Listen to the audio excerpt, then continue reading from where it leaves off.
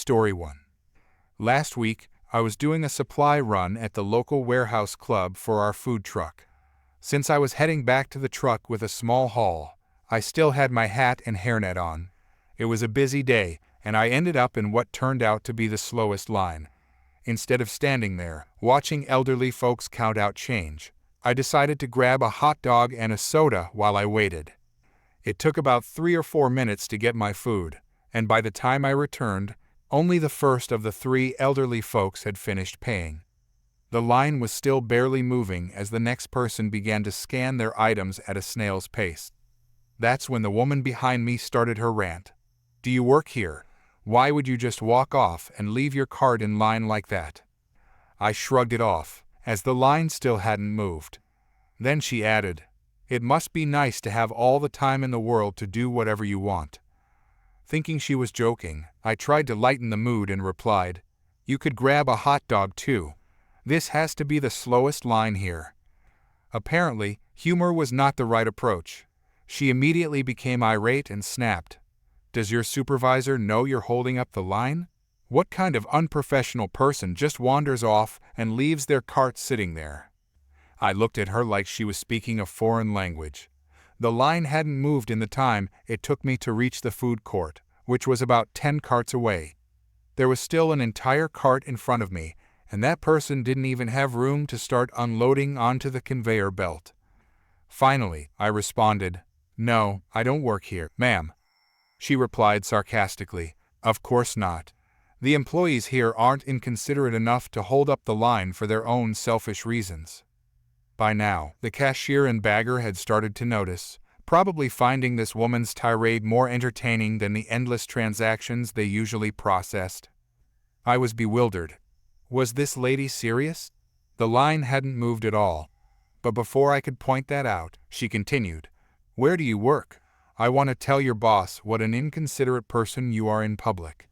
Whoever you work for, you're making them look terrible." What? How could I be making my employer look bad when she didn't even know who I worked for? Her complaints went on, and I tried my best to ignore her. But it was nearly half an hour of this nonsense as we waited to check out. I only had 2 large items in my cart, so once it was my turn, it took under 3 minutes to scan and pay, compared to the 30 minutes taken by the 2 people in front of me. As I finished, she had one more remark. "Why do you do such inconsiderate things?" This whole scene had gone on long enough that I'd had plenty of time to think of the perfect response, so I decided to go for it. I leaned over the front of her cart, gripping it tightly, put on the smuggest look I could manage, and said, "Just to ruin your day, ma'am. I got out of bed this morning with the sole purpose of making you in particular miserable." Before she could react, I grabbed my cart and started rolling away, watching her turn beet red with frustration. I'd said exactly what she probably feared, confirming without any hint of sarcasm that my goal in life was to make her miserable. But instead of being satisfied, she seemed even angrier. As I looked back, the cashier and bagger looked like they were barely holding back laughter. All she could muster was a loud jerk as I walked away, to which I replied with a quick, "Have a great day, ma'am," and rolled out, feeling incredibly satisfied. I knew I'd probably be living rent-free in her head for quite a while.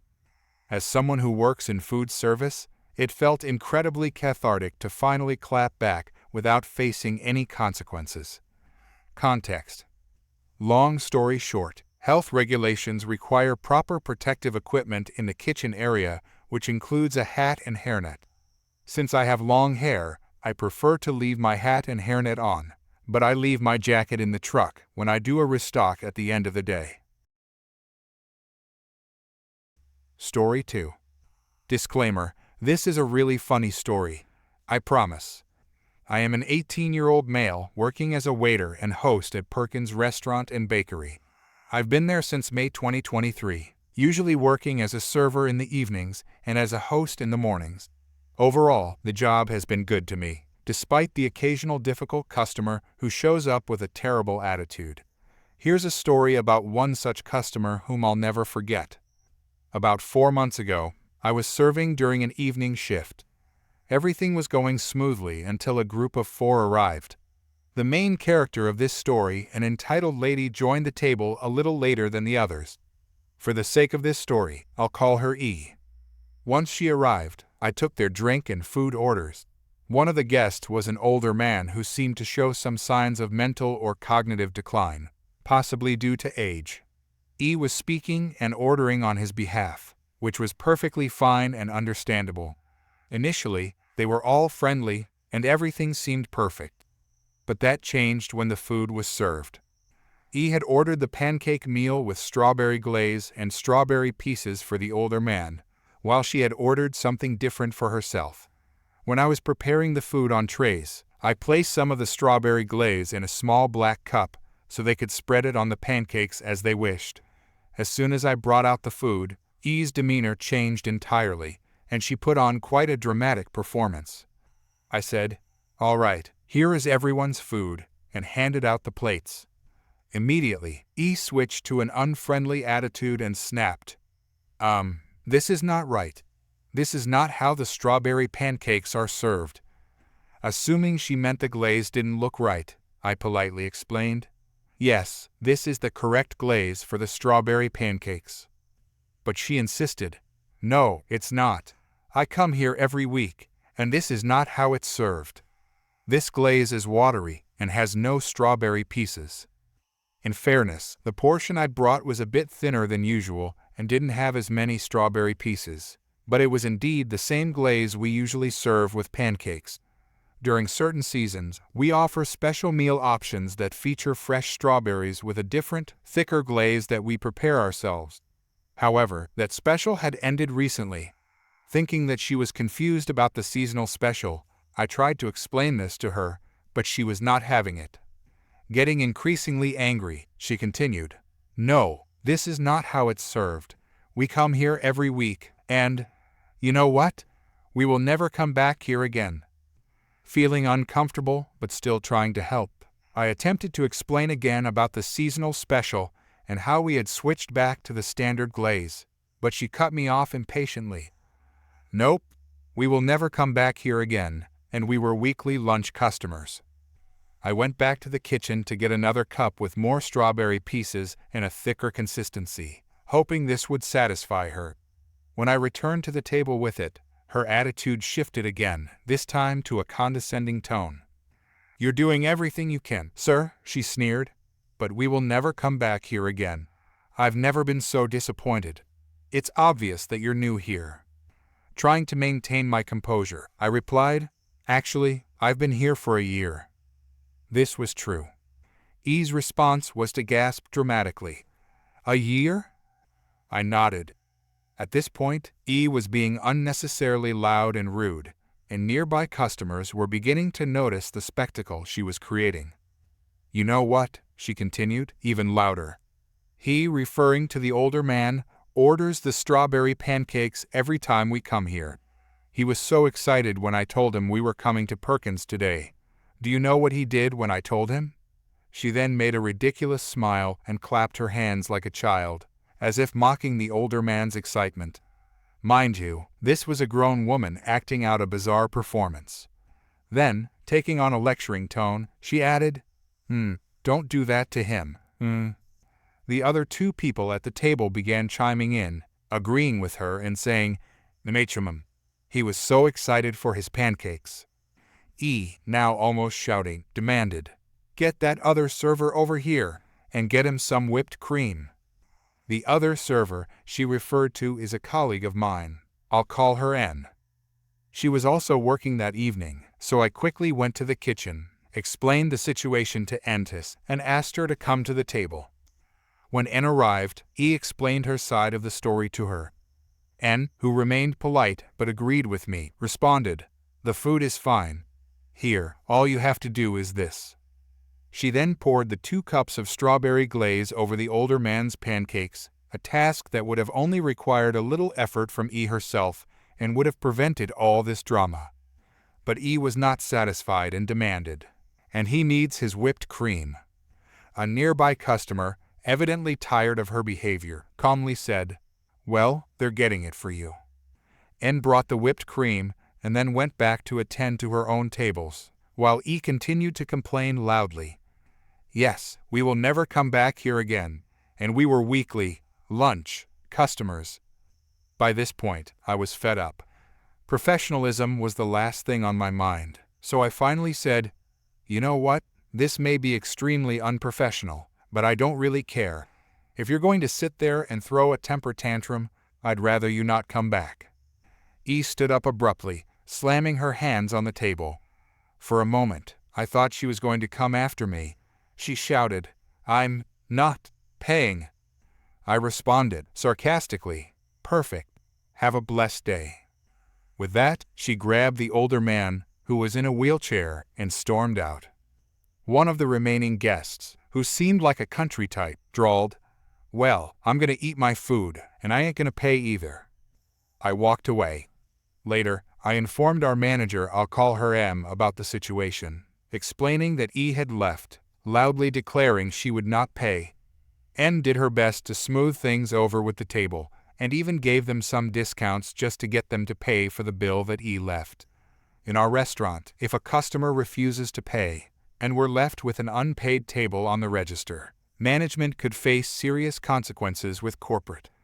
N took over serving the table after that. I honestly felt bad for the older man. He hadn't caused any trouble, and I had no issue with him whatsoever. I understand E wanting to advocate for him, as anyone would for a loved one, but treating others poorly in the process is unnecessary. Fortunately, I didn't get in trouble for this incident. All the other shift managers soon heard about it, and they were on my side. I felt proud of myself for standing up to E, even if it wasn't in the most profound way. I genuinely believe workplaces should normalize standing up to unreasonable customers without stooping to their level. We aren't paid enough to put up with that behavior. Story 3. I live in a rural farming town, and this happened at the local feed store. Think like Tractor Supply, but a mom and pop-owned version. I went to get my usual stuff, chicken feed, dog food, etc., and had my 5-year-old daughter with me. She's looking at the horse riding equipment as she is dying to start lessons. I walk over and we start discussing what she likes and what she needs to start when a lady comes over and just starts talking about horses. I admittedly know nothing but assumed she was just an excited fellow equestrian who overheard my daughter and I. Then she starts asking for recommendations on stuff, and I admit I'm not expert and she might need to ask someone else. This lady gave me the dirtiest look and went on and on about how employees should be knowledgeable about their products. Completely oblivious to what she was hinting at, I give a polite chuckle and say, "Yay, the family that owns this place is great. They would be more help than me." She again suggests that employees should be knowledgeable about their products in store and asks me for a specific type of rein. And I again suggested getting someone else, as I'm just here with my daughter picking up a few things. She looks down at my daughter and back up at me and says, "I didn't know the feed store doubled as a daycare. You shouldn't be allowed to bring such a small child to work."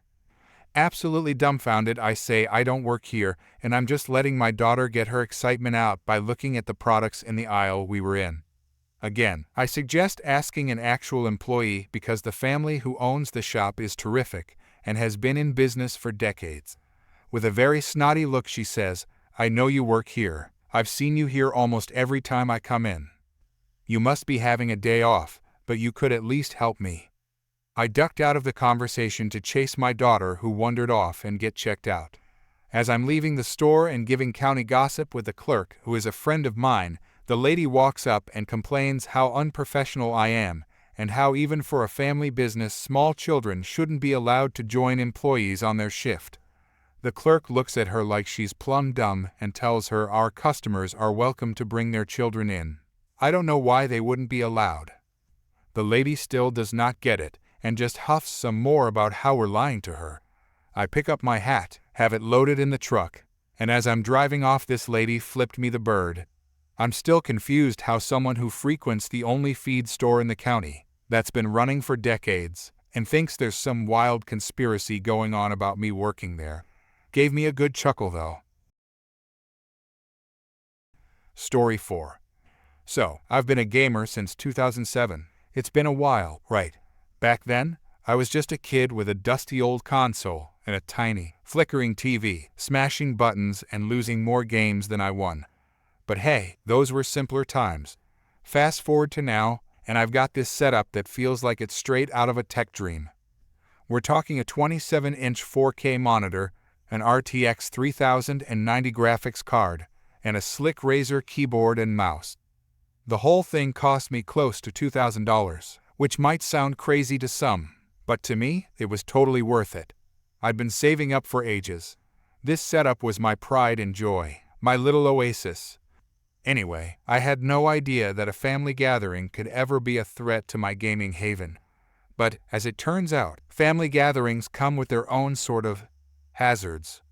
So it all started when my mom told me we were having some relatives over for lunch. I wasn't thrilled, but I could handle it. I can play nice for a couple of hours. Then my aunt, her son, let's call him Asterisk, the cousin Asterisk, my uncle, and some other relatives showed up. I hadn't even finished saying hi to everyone when Asterisk, the cousin Asterisk, locked eyes with me. "Do you have games?" he asked, with this intense, almost greedy look in his eyes. Yeah, I replied, already sensing where this was going. "Can I play, please?" Now, here's the thing about Asterisk, the cousin Asterisk. I knew he was into gaming too, but not the casual, laid-back kind. This kid was one of those intense gamer types who takes everything way too seriously. I figured I could let him play on my PlayStation 4. No harm, no foul, right? "Sure, you can play on my PlayStation," I said, hoping that'd be enough. But no, he wanted to play on my PC. "Do you have a PC? Because I'm a PC gamer." And I already knew there was no way I'd let him near my setup, so I told him no, as politely as I could manage. His face fell, but that's when my aunt jumped in with that classic guilt trip move. "Come on, let him play. We've done so much for you." That line right there made me want to roll my eyes so hard they'd fall out of my head. Asterisk done so much for me? Like, what did she even mean by that? As far as I knew, the only thing they'd ever done for me was show up uninvited and eat our food. Still, I wasn't about to argue with her in front of everyone. I just smiled, said, "Sorry, my setup's kind of fragile," and left it at that. But I didn't trust Asterisk, the cousin Asterisk, one bit, so I locked my room before I headed to the kitchen for lunch. That's when things started to spiral. About halfway through the meal, I excused myself to the bathroom, and that's when I heard it, a loud thumping and the sound of someone yelling. I cracked the door open, and guess who was standing there, kicking at my bedroom door like he was trying to break it down. Yep, Asterisk, the cousin Asterisk, kicking it like a maniac. "What are you doing?" I yelled, racing over. He looked up, unbothered. "Your door's stuck. I want to play on your PC." Now my aunt decided to chime in, as if this were all perfectly normal. "He wants to play, and you weren't here, so he was just trying to open it. The door's stuck, so—" I knew that was a complete lie, but my patience was wearing thin. So, against my better judgment, I unlocked the door and let him in. But I wasn't about to leave him alone with my stuff. I pulled up a chair and sat there, scrolling through my phone while he played Fortnite for 3 agonizing hours. And, let me tell you, he was one of those loud gamers yelling, swearing, accusing everyone of cheating. I'd never heard the word hacker used so many times in my life. And then, it happened. At some point, he started screaming at the top of his lungs. "The jerk is hacking," he yelled, slamming his fist down on my desk. I looked up just in time to see him pick up my keyboard, my precious, beautiful keyboard, and smash it into the monitor. The screen cracked instantly, a spiderweb of damage spreading across it, and I just sat there, frozen, my brain short-circuiting as I processed the destruction of $2,000 worth of gear. I yelled, "Mom, get in here, quick!" My voice must have had a real edge because she came running. She took one look at the mess and immediately started berating Asterisk, the cousin Asterisk. "What did you do?" But before he could answer, my aunt was already trying to defend him. "It's not his fault. The game is nonsense," she shouted, like somehow that justified shattering my monitor. That's when I completely lost it. I grabbed the cousin and shoved him away from my desk, hard enough that he stumbled into the wall. I think everyone was shocked, even me. "What are you doing?" my aunt shrieked, trying to get between us.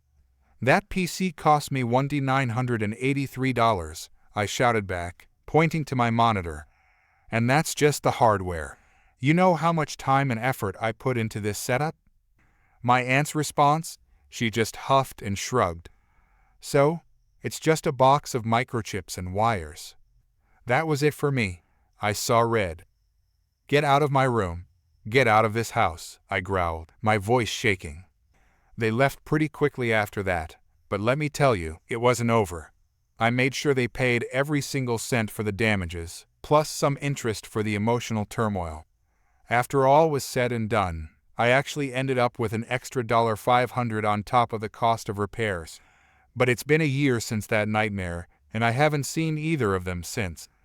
Family gatherings are definitely quieter these days, and you know what? I'm perfectly fine with that.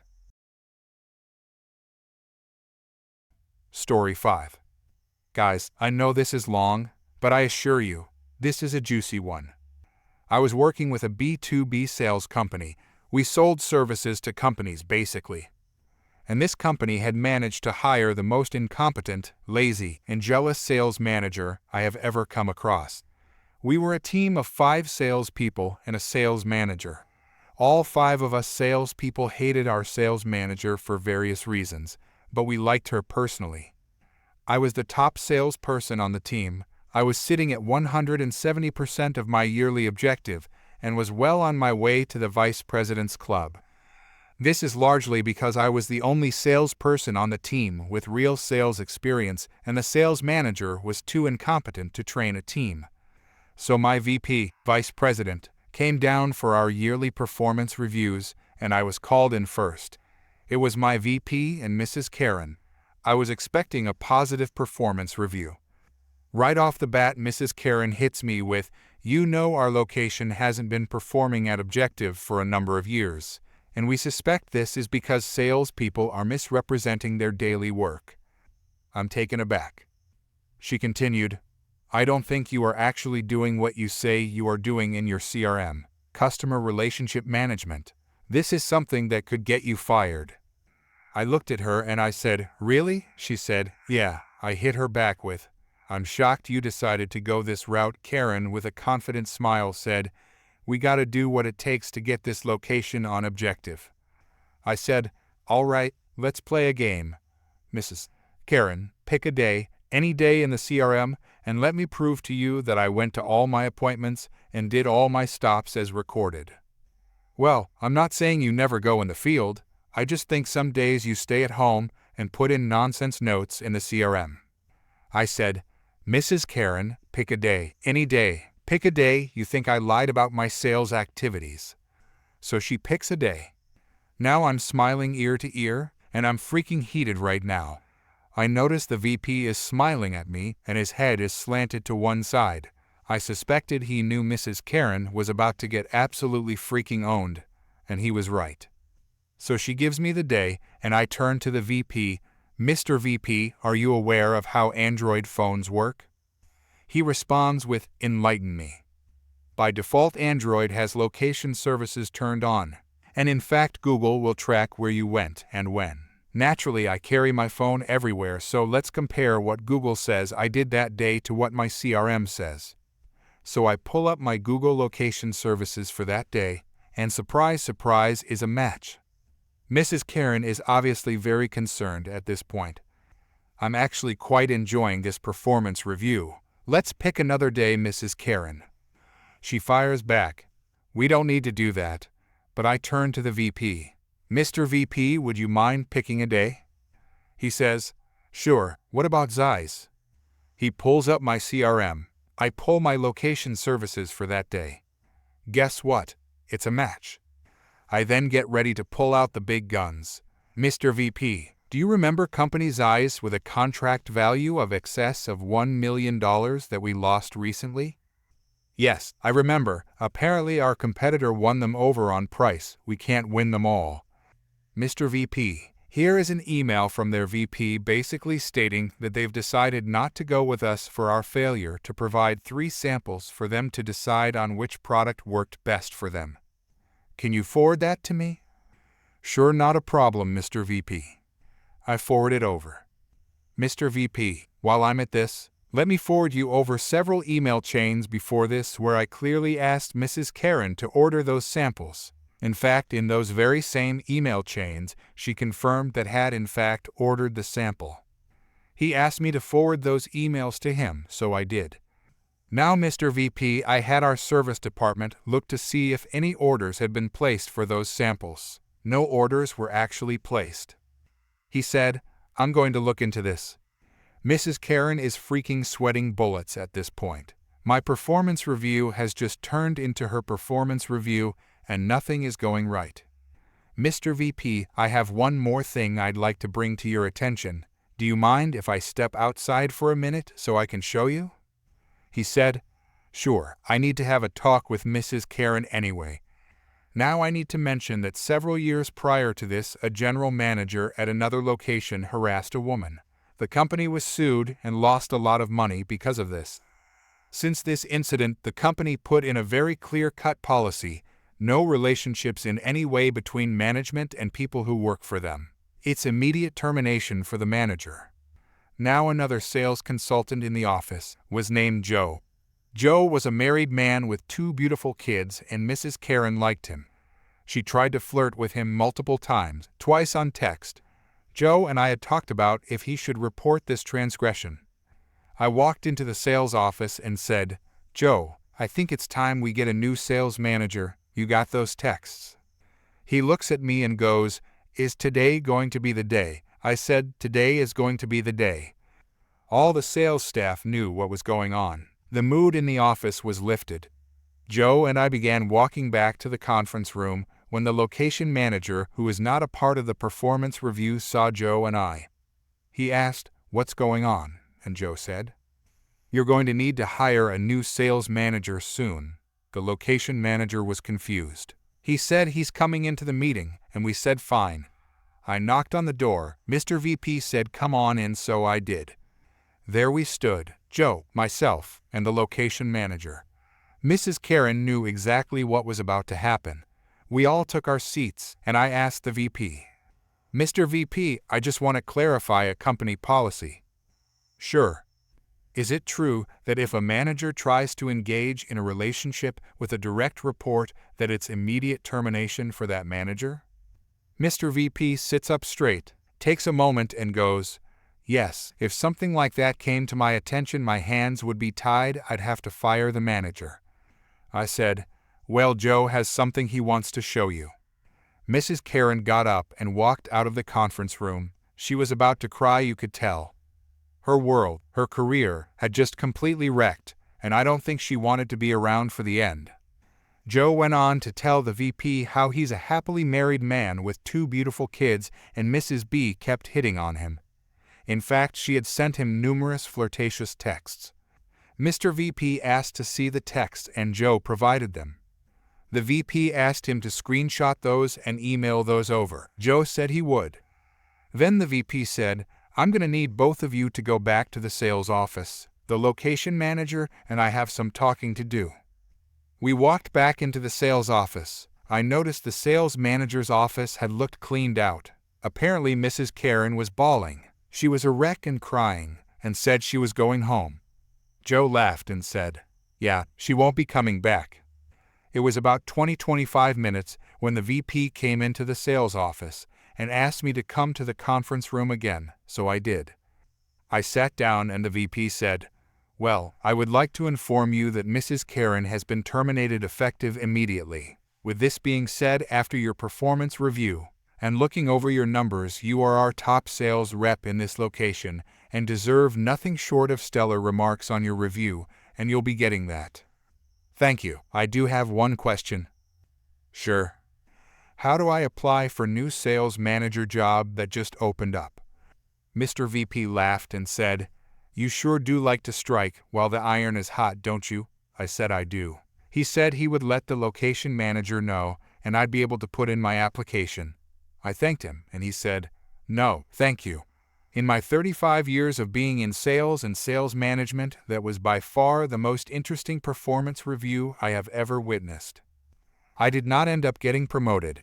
I ended up quitting shortly after this because they decided to not promote me and instead hired a guy with no sales experience to be our sales manager. And this rubbed me the wrong way.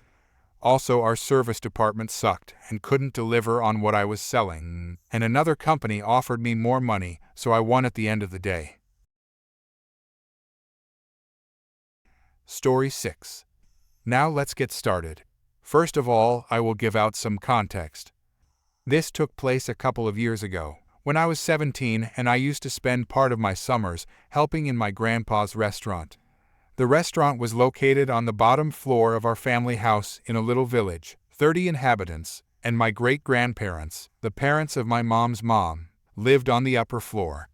In the restaurant, my great-grandmother and my grandma were in charge of cooking and my great-granddad and granddad were in charge of attending the tables. It was kinda small as it had like 8 tables of 4 on the inside, and we could set another 2 outside, if the weather was good. As the restaurant also served as a bar, it was filled with locals, and as many of them were retired, they used to spend the whole day playing cards and drinking beer or wine. So although it was a small location, in the summer it usually was full of people. Also, please keep in mind that my great-grandparents founded this restaurant in the year 1941. Therefore, it was well known and had a good reputation among the locals. I'm also proud to say that my great-grandparents were very loved in their community, as they really were great people. Although it was a quite remote place, in summer, we used to get like 4 or 5 groups of tourists per week, and the rule was that my brother and I were in charge of serving their tables, as we were the only ones who knew any other language than Spanish. Our opening hours at the time were from 12 o'clock to 22:30, but the kitchen was only open from 13 o'clock to 15 o'clock and from 19:30 to 21 o'clock. We only served one menu, composed of a starter, 2 main dishes, dessert, and cider or water. So now the story. The cast. Entitled mother, entitled father, a 7-year-old spoiled kid, me and my great-grandparent. It was around 16 o'clock. Therefore, most of the customers had finished eating and were chatting over a cup of coffee or some liquor. My grandparents and great-grandparents were still eating as they waited until everyone was finished. Therefore, my brother and I were in charge of serving the tables, just in case anyone wanted something else to drink. Suddenly, we hear a car outside, and I can hear a woman loudly speaking in English. As soon as they enter, this happens. Entitled mother, we would like to have a table. X from the Y Hotel told us this was a great place to eat. Me. I'm sorry ma'am, but the kitchen is already closed as it's kinda late. Yes, it's late because we got lost on this road. Is it so difficult to put proper signals? Also, we have a little kid that is hungry. Oh, I'm sorry to hear that. Let me check if I can do something for you. I then went inside and explained the situation to my grandma, who told me to attend them as everything was already prepared and it would be just heating the food. Entitled mother, well, are you going to give us a table or not? If the kitchen is closed, how is it that those people are eating? Pointing at my grandpa's. At the moment I thought she was behaving like that because she was kinda hungry, and I wasn't really used to dealing with rude people, as the majority of tourists used to be really respectful. Me. Well, those are the owners, so they can eat whenever they want. I said this while laughing a bit. Anyway, I have just asked them, and you will be able to eat too, so please follow me to your table. They follow me to the table, and I explain to them that there is only one menu. They give me a strange look, but they seem okay with that. I served them the bread and I put a bottle of water on the table. They started devouring the bread, so they were a bit rude because they were hungry theory seemed to be confirmed. As soon as I bring the starter, the entitled father demands to have the Wi-Fi password. Hey, we have seen that there is a Wi-Fi network. Which is the password? Yes, there is one. However, the Wi-Fi is for the staff personal use.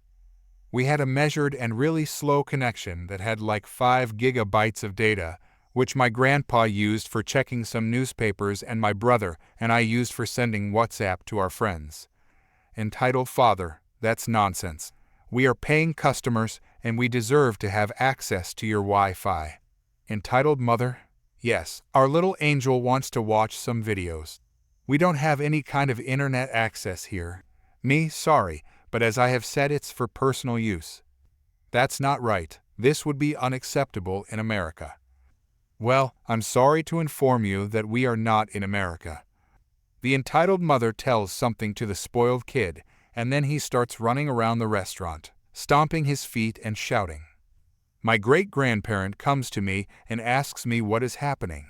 I explain the whole situation to him, and he asks me to please translate what he is going to say.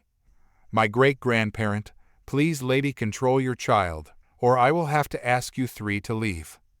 Entitled mother, don't you dare tell me how to raise my child, you dinosaur. Entitled father, don't get close to my child, you old creep. By this point, everyone is of course looking with disbelief to these morons. I doubt for a second, but translate all of this to my great-grandparents, expecting a not really nice reaction.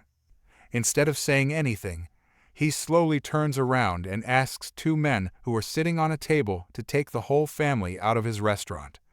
I proceed to explain to the family that if they don't get out, those two men, who also happen to be two guardias civiles, like rural police forces, would be taking them out.